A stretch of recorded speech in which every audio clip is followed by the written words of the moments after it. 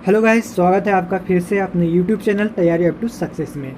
तो फ्रेंड्स, जैसा कि आप सभी को पता है, अभी हाल ही में एमपी में जो है जेल प्रहरी की वैकेंसी आया है, अर्थात जेल प्रहरी का नोटिफिकेशन आया है। तो जाहिर सी बात है, उसके लिए आपको एमपी जीके तैयार करना बहुत ही इम्पोर्टेंट, बहुत आवश्यक हो जाता है।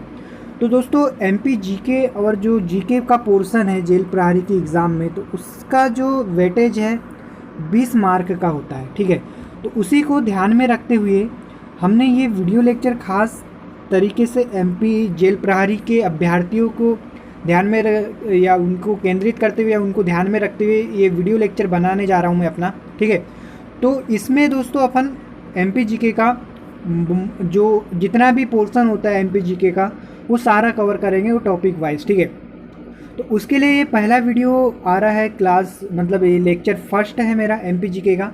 तो आप इस वीडियो को लास्ट तक देखिए। इसमें अपन कवर करेंगे आज मध्य प्रदेश के गठन को लेकर। ठीक है, तो एमपी का गठन किस प्रकार से हुआ और क्या क्या परिस्थितियां हुई, उसके तहत कितने जिलों का निर्माण हुआ, वो सारा कुछ आज इस वीडियो में अपन कवर करेंगे। अगर आपको वीडियो अच्छा लगता है तो इस वीडियो को लाइक कर देना और इस चैनल पर बने रहने के लिए मेरे चैनल को सब्सक्राइब कर देना। चलिए फ्रेंड्स, आपका ज़्यादा समय ना लेते हुए अपन फटाफट से स्टार्ट करते हैं अपने इस वीडियो लेक्चर को। सबसे पहले बात करें कि मध्य प्रदेश का गठन किस तरीके से हुआ, अर्थात जो आप आज का जो वर्तमान मध्य प्रदेश देखते हैं, जिसमें टोटल जो 52 जिले हैं, ठीक है, ये देखते हैं। तो इस जिलों का गठन किस तरीके से हुआ है, उनको अपन इस वीडियो में कवर करने का प्रयास करेंगे। और वर्तमान में जो मध्य प्रदेश का स्वरूप है वो पहले कैसा था, उसको देखने का प्रयास करेंगे। तो सबसे पहले अपन स्टार्ट करते हैं कि 1947 के पहले जब हमारा भारत जब आज़ाद हुआ, अर्थात अंग्रेज़ों की गुलामी से आज़ाद हुआ भारत, तो उस समय मध्य प्रदेश का जो स्वरूप था वो किस प्रकार से था। तो उसको देखते हुए मध्य प्रदेश को 3 भागों में बांटा गया था। अब ये याद रखेंगे, मध्य प्रदेश को 3 भागों में बांटा गया था। पहला था पार्ट ए में बांटा गया था, दूसरा पार्ट बी में बांटा गया था, और तीसरा दोस्तों पार्ट सी में बांटा गया था। ठीक है, तो और चौथा जो क्षेत्र है वो महाकौशल का क्षेत्र बोला जाता है। तो मेनली अपन सीधा सीधा आपको ये याद रखना है कि मध्य प्रदेश को 1947 में जो मध्य प्रदेश की स्थिति थी वो 4 भागों में डिवाइड थी अलग अलग, और हर भाग की जो राजधानी हुआ करती थी वो अलग हुआ करती थी। ये कब की स्थिति थी? ये 1947 की स्थिति थी। ठीक है, तो 1947 में जो पार्ट ए का जो क्षेत्र था मध्य प्रदेश का, वो कौन सा क्षेत्र आता था? तो वर्तमान में आज जो छत्तीसगढ़ का क्षेत्र है और विदर्भ का क्षेत्र बोले तो आप दक्षिण में जब जाएंगे तो दक्षिण में महाराष्ट्र से लगा हुआ जो क्षेत्र है उसे विदर्भ बोला जाता था। ठीक है, तो उसकी जो क्षेत्र था वो पार्ट ए में आता था। ठीक है, तो इस पार्ट ए की राजधानी क्या थी? नागपुर थी। अभी दोस्तों याद रखेंगे कि जो ये सभी की जो पार्ट ए, पार्ट बी और पार्ट सी और जो महाकौशल का क्षेत्र था, इसमें इंपॉर्टेंट क्या चीज़ है? इसमें इंपॉर्टेंट चीज़ ये है कि इसमें अधिकतर एग्जामों में उसकी राजधानी से रिलेटेड क्वेश्चन पूछा जाता है। ठीक है, तो पार्ट ए की राजधानी आपको रट्टा मारना है, सीधे सीधे पार्ट ए की राजधानी क्या थी? नागपुर थी। और एरिया कौन सा कवर होता था? तो छत्तीसगढ़ का जितना भी पूरा क्षेत्र था और विदर्भ का पार्ट, ये दोनों पार्ट कवर होता था, मतलब पूर्वी हिस्सा मध्य प्रदेश का, ठीक है, और दक्षिणी हिस्सा। तो ये सारा पार्ट ए में कवर होता था। ठीक है, पार्ट ए में शामिल था। दूसरी बात करेंगे दोस्तों, दूसरा था पार्ट बी का क्षेत्र। तो पार्ट बी का क्षेत्र, इसकी राजधानी थी इंदौर और ग्वालियर। 6 माह के लिए राजधानी हुआ करती थी। अब याद रखेंगे दोस्तों, जी हाँ, ठीक है, कि 6 माह के लिए इंदौर हुआ करती थी राजधानी, और 6 माह के लिए पार्ट बी की राजधानी जो है ग्वालियर हुआ करती थी। ये कौन सा एरिया आता था? जो पार्ट बी में एरिया आता था वो मध्य प्रदेश का पश्चिमी भाग आता था। मतलब कि जो पश्चिमी भाग जितना भी है मध्य प्रदेश का, ठीक है, वो सारा क्षेत्र कहाँ आता था? पार्ट बी वाले इसमें आता था। और कुछ सेंट्रल जो इंडिया का पार्ट है, जो अभी वर्तमान में मध्य प्रदेश का भाग है, वो भी पार्ट बी में शामिल हुआ करता था। पार्ट सी की बात करेंगे दोस्तों, पार्ट सी की राजधानी थी रीवा। ठीक है, आपको ये मोस्ट इंपॉर्टेंट थिंग याद रखना कि पार्ट सी की राजधानी क्या थी? रीवा थी। और पार्ट सी में कौन सा क्षेत्र आता था? मध्य प्रदेश का उत्तरी भाग, अर्थात रीवा, भिंड, मुरैना वाला जो पार्ट है वो सारा का सारा कहाँ आता था? पार्ट सी में आता था। तो ये मध्य प्रदेश का उत्तरी भाग कवर होता था पार्ट सी में। ठीक है, आई होप कि दोस्तों आपको ये समझ में आ रहा होगा। आप ध्यान से सुनते रहिए लेक्चर को, आपको ये याद करने की भी जरूरत नहीं पड़ेगी, और आपको ये आप देखेंगे कि लेक्चर के लास्ट में ये सारा चीज़ आपको याद हो गया होगा। ठीक है, तो पार्ट सी की राजधानी क्या थी? रीवा थी। और अंत में जो दोस्तों महाकौशल का क्षेत्र हुआ करता था, अर्थात महाकौशल का किसे बोला जाता है, उज्जैन वाले क्षेत्र को। तो महाकौशल का क्षेत्र हुआ करता था, इसकी राजधानी क्या थी, जबलपुर थी। महाकौशल की राजधानी क्या थी, जबलपुर थी। और ये दोस्तों मध्य प्रदेश का मध्य भाग इसमें शामिल था। और एक पार्ट इसको दोस्तों भोपाल स्टेट भी बोला जाता है, जिसकी राजधानी भोपाल हुआ करती थी। एक पार्ट और आ जाता है इसमें भोपाल स्टेट कह के, उसकी राजधानी क्या थी, भोपाल थी। और ये तो बात करें इनकी राजधानी और पार्ट के बारे में। तो आपको समझ में आया होगा कि 1947 के समय में मध्य प्रदेश की क्या स्थिति थी। एक बार मैं आपको रिवाइज करके बता देता हूँ एक लाइन में, ठीक है, कि पार्ट ए की राजधानी नागपुर हुआ करती थी, पार्ट बी की राजधानी क्या थी, इंदौर और ग्वालियर थी, पार्ट सी की राजधानी रीवा थी, और महाकौशल क्षेत्र जिसकी राजधानी जबलपुर हुआ करती थी। और एक पार्ट होता था दोस्तों भोपाल स्टेट कह के, ठीक है, भोपाल जो आज की राजधानी है भोपाल, ठीक है, उसको पहले भोपाल स्टेट में शामिल किया गया था, अर्थात अंग्रेजों ने उसको भोपाल स्टेट बोला था, और उसकी राजधानी क्या रखी गई थी, भोपाल रखी गई थी, ठीक है। तो ये भोपाल जो है आप आगे पढ़ेंगे कि भोपाल जो है सीहोर जिले की जो है तहसील हुआ करती थी, ठीक है, आपको आगे आप इस लेक्चर में ही पढ़ेंगे, ठीक है। तो ये बात थी 1947 की। जैसे भारत आज़ाद हुआ और देश में सारे जब आंदोलन प्रारंभ हुए, किस आधार पर कि जो राज्यों का गठन है दोस्तों, क्या हुआ कि जब भारत में संविधान सभा का निर्माण हो गया था, हमारी संविधान का गठन हो रहा था, और उस समय क्या हो चल रहा था कि भारत में राज्यों का गठन भी प्रारंभ हो गया था। तो प्रारंभ में दोस्तों क्या था कि जब राज्यों का गठन हुआ था उस समय प्रशासनिक आधार पर राज्यों को विभाजित करके रखा गया था, ठीक है। लेकिन क्या हुआ, साउथ में एक स्टेट है जो आंध्र प्रदेश नाम से आप जानते ही होंगे, ठीक है। तो आंध्र प्रदेश इस बात को अस्वीकार कर दिया कि हमें भाषा के आधार पर जो है राज्यों का विभाजन होना चाहिए। मतलब कि प्रशासनिक आधार पर जो राज्यों का विभाजन हो रहा था उसे अस्वीकार करते हुए भाषा के आधार पर जो राज्यों का विभाजन होना चाहिए उसकी मांग उठाई। तो इसको लेकर दोस्तों हमारी जो संविधान सभा है उसने एक आयोग का निर्माण किया जिसे एस के धर आयोग बोला जाता है, ठीक है। एस के धर मेनली इस जो आयोग के अध्यक्ष थे, इसलिए इसका नाम एस के धर पड़ा, ठीक है, आप याद रखेंगे। और एस के धर जो थे वो बोलना चाहिए इलाहाबाद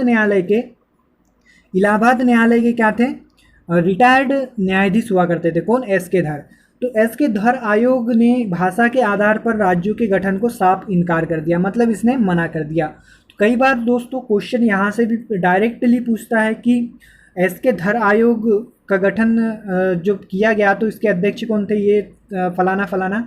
और जो मेनली इसका एक पॉइंट आप याद रखेंगे कि एस के धर आयोग ने भाषा के आधार पर राज्यों के गठन को क्या कर दिया, मना कर दिया।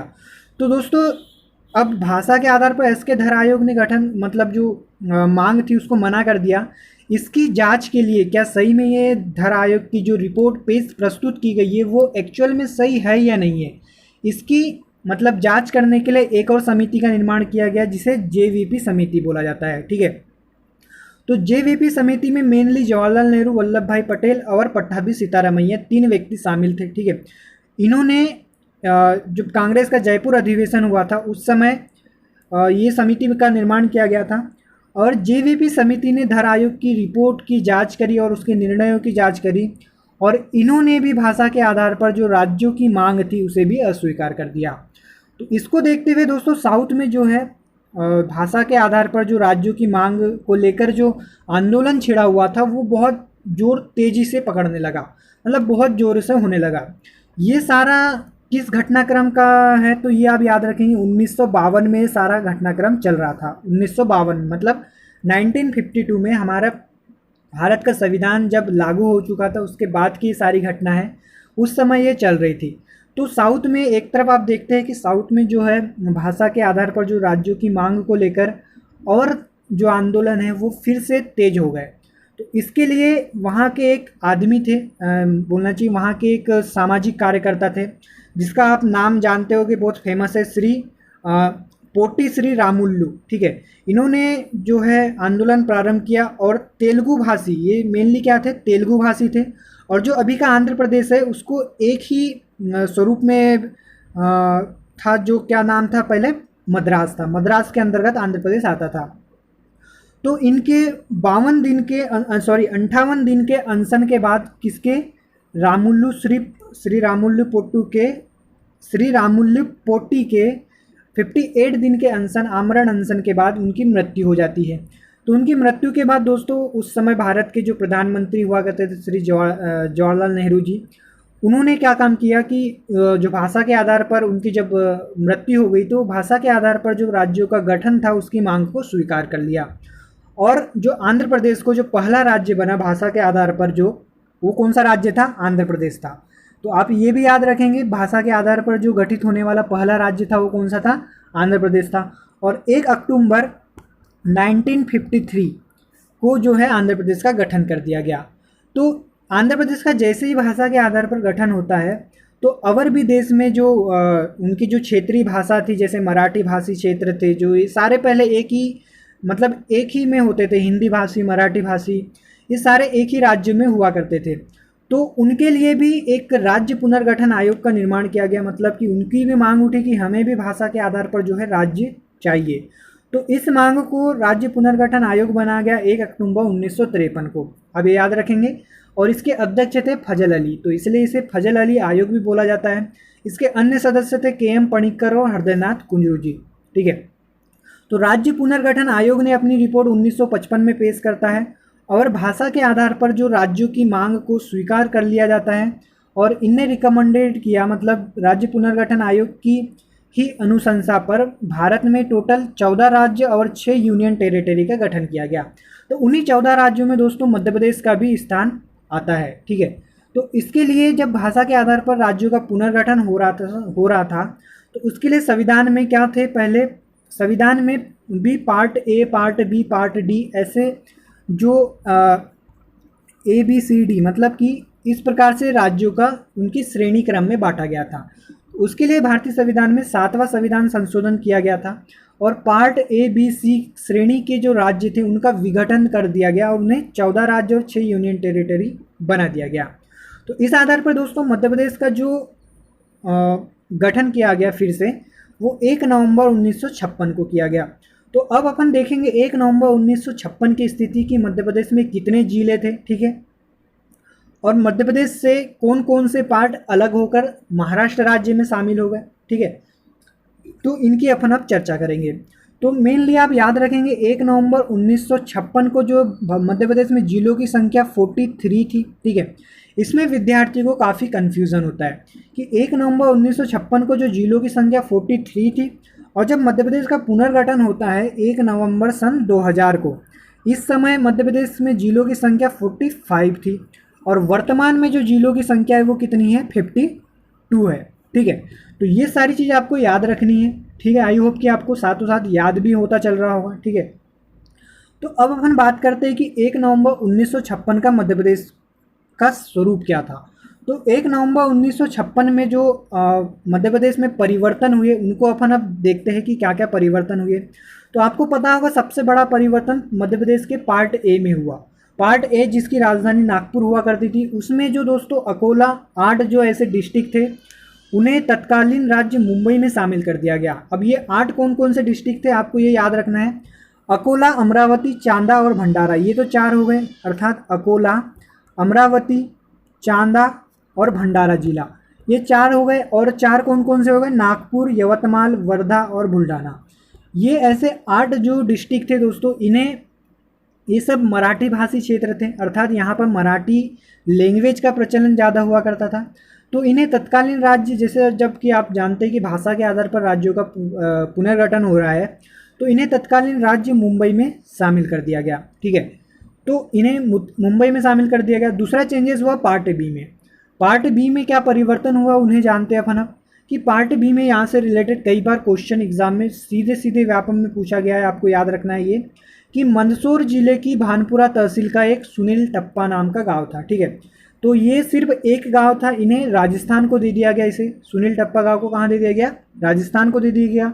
और जो राजस्थान का जिला था कोटा, उस जिले की सिरोंज तहसील, उसको कहाँ? मध्य प्रदेश के विदिशा में शामिल कर दिया गया। आपको पता है दोस्तों जो विदिशा और जो राजस्थान का पार्ट है वो राजस्थान से लगता है, विदिशा वाला एरिया जो है पश्चिमी एरिया। ठीक है।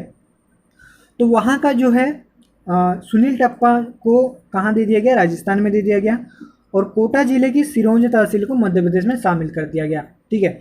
इस प्रकार से दोस्तों मध्य प्रदेश में कुल जिलों की संख्या 43 हो गई। अर्थात अगर आपको क्वेश्चन आता है एग्जाम में कि 1 नवंबर 1956 को मध्य प्रदेश में जिलों की संख्या कितनी थी, तो आप याद रखेंगे 43 जिले थे। ठीक है, तो ये आपको याद हो गया होगा अच्छे तरीके से। आगे चलते अपन बढ़ते अब।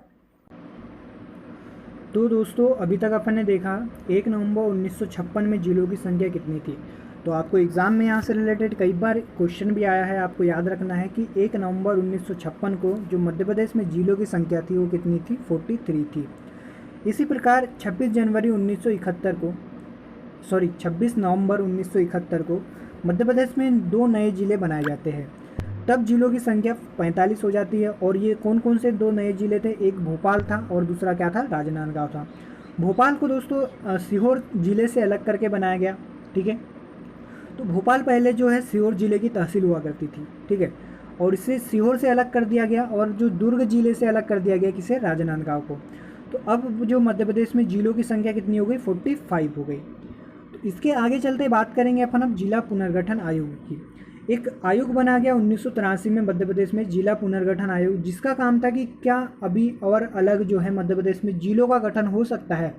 उसके आधार पर जो है जिला पुनर्गठन आयोग ने अपनी रिपोर्ट 25 मई 1998 को पेश करी और इन्होंने सिफारिश करी कि मध्य प्रदेश में अभी और 10 नए जिले प्रशासनिक रूप से बनाए जा सकते हैं। ठीक है, तो जिसमें से दोस्तों 6 जिलों को जो है छत्तीसगढ़ में शामिल चले गए, अर्थात जो छत्तीसगढ़ को जब अलग किया गया उस समय छत्तीसगढ़ में शामिल हो गए, और जो 4 जिले बच गए वो अभी मध्य प्रदेश में शामिल है। तो इन 4 जिलों को एग्ज़ाम में कई बार क्वेश्चन यहाँ से पूछता है, तो आप इन्हें याद रखना है आपको।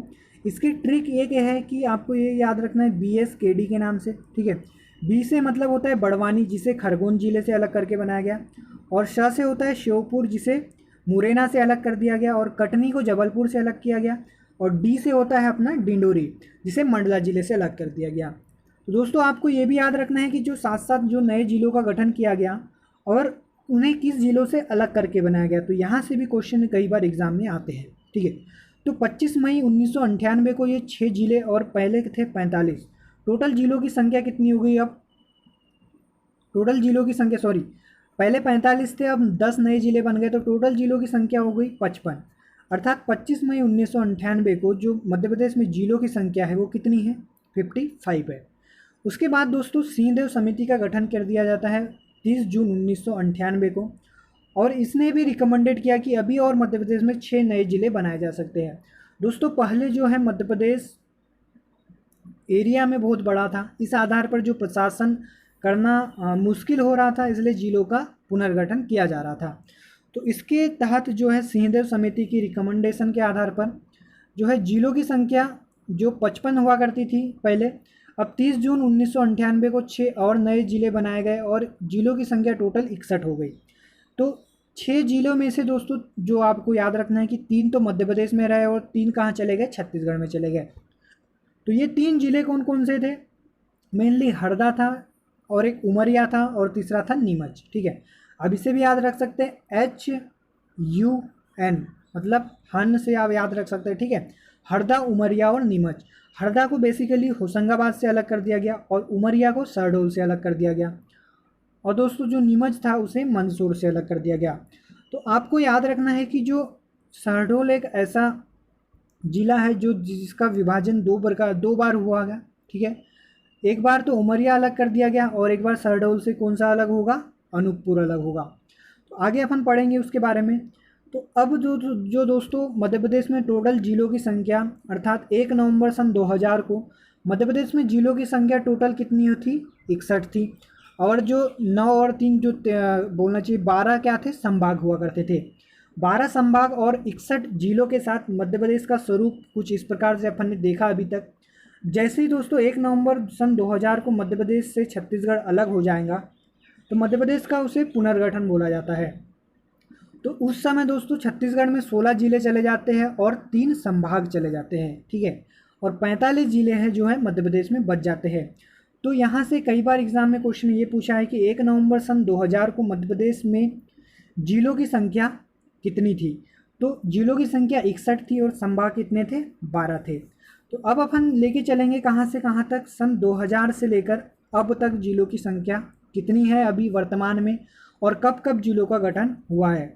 तो इसके रिलेटेड दोस्तों सन 2003 में 15 अगस्त 2003 को 3 नए जिले बनाए गए, जिसे अशोकनगर, अनूपपुर और बुरहानपुर, 3 नए जिले बनाए गए।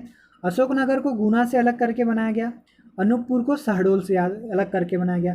दोस्तों आप शहडोल का विभाजन 2 बार हुआ है, तो आप इसे आप अच्छे से याद रखेंगे शहडोल को, कि यहाँ से एग्ज़ाम में क्वेश्चन 100% गारंटी ले लीजिए कि यहाँ से एग्ज़ाम में क्वेश्चन जो है पूछेगा।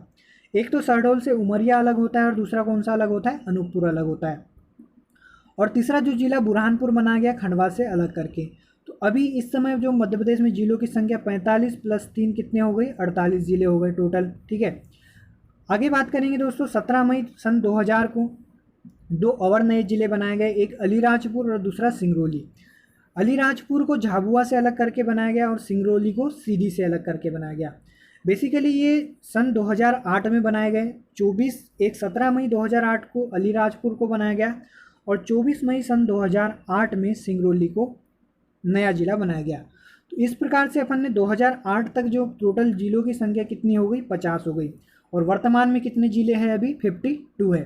तो आगे बात करते हैं अपन अब अगले, हमारा जो जिला का गठन किया गया उसकी। तो अगला नया जिला बना आगरमालवा। 16 अगस्त सन 2000 को आगरमालवा का जो है गठन किया गया और इस प्रकार से मध्य प्रदेश में जिलों की संख्या टोटल 51 हो गई और इसे आगरमालवा को शाजापुर से अलग करके बनाया गया है। ठीक है, तो यहाँ तक कि अभी तक जिलों की संख्या 51 थी। और हाल ही में दोस्तों आपको पता होगा एक नया जिला 1 अक्टूबर 2018 को बनाया गया। ये करेंट अफेयर का भी क्वेश्चन बन जाता है। वो कौन सा जिला है, निवाड़ी है। इसे टिक्कमगढ़ से अलग करके बनाया गया है और इसमें जो है टोटल कितनी तहसीलें हैं, 3 तहसीलें हैं। अब याद रखेंगे, एक तो स्वयं निवाड़ी, दूसरी पृथ्वीपुर और तीसरी ओरछा। ठीक है, तो अभी वर्तमान में निवाड़ी में 3 तहसील है। ठीक है, इस प्रकार से मध्य प्रदेश में टोटल जिलों की संख्या कितनी है, 52 है। और संभाग की बात करें तो टोटल संभाग कितने हैं, 10 संभाग है। ठीक है, तो आप इसे भी याद रखेंगे। ठीक है, तो यहाँ तक अपन ने बात करी टोटल जिलों की, अभी तक कितने जिले बने। और एक चीज़ आपको बात याद रखें दोस्तों, ओरछा पहले किस में आता था, टिक्कमगढ़ में आता था। ठीक है, अब ओरछा से रिलेटेड कोई भी क्वेश्चन आएगा तो ओरछा न देते हुए उसके जगह जो है हो सकता है कि जो अभ्यर्थियों को घुमाने के लिए निवाड़ी जिला दे दे। जैसे ओरछा के जो मेनली टेम्पल है वो कहाँ पर स्थित है, जो चंदेल शासकों ने बनाए थे, वो उसे निवाड़ी दे सकता है। ठीक है, तो इस प्रकार से जो टोटल जो जिलों का गठन किस तरीके से किया गया उसे अपन ने देखा। अब अपन बात करेंगे थोड़ा मध्य प्रदेश के साहित्य के बारे में भी। तो साहित्य से रिलेटेड भी क्वेश्चन कई बार एग्जाम में पूछता है, इसे भी याद रखना बहुत ही आवश्यक हो जाता है।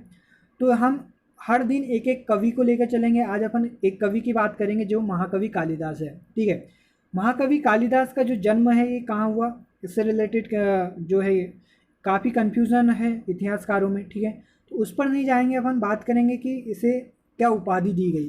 तो महाकवि कालिदास को उपाधि दी गई है भारत का शेक्सपियर भी इसे बोला जाता है। और ये मेनली जो थे चंद्रगुप्त विक्रमादित्य के जो दरबार था उसमें नवरत्न में शामिल हुआ करते थे। ठीक है, इनकी प्रमुख रचनाएं अपन देखेंगे, इनकी कौन कौन सी रचनाएं थी। तो महाकवि कालिदास ने 2 महाकाव्य लिखे, 1 खंडकाव्य लिखे, 1 गीत काव्य लिखे और 3 नाटक लिखे। इस प्रकार से दोस्तों इनकी जो 2 महाकाव्य है वो कौन कौन से हैं, एग्जाम में इससे रिलेटेड कई बार क्वेश्चन भी पूछता है। रघुवंशम और कुमार संभव, ये क्या है, महाकवि कालिदास की क्या है, महाकाव्य है। और दूसरा बात करते हैं दोस्तों खंड काव्य की। तो खंड काव्य में कौन सा आ जाता है, मेघदूत आ जाता है। ये क्या है, खंड काव्य है। तो ये अलग अलग है, कई बार डायरेक्टली रचना पूछ देगा कि खंड काव्य मेघदूत किसकी रचना है, और कई बार पूछ देगा कि खंड काव्य किसका, जो निम्नलिखित में से कौन सा खंड काव्य महाकवि कालिदास का है।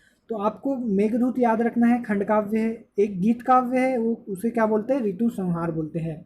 और इन्होंने 3 नाटक लिखे, वो कौन कौन से, अभिज्ञान शकुंतलम, विक्रमो वर्षियम और मालविकाग्नि मित्रम। तो ये मेनली अपन ने महाकवि कालिदास से रिलेटेड जो रचनाएं देखी।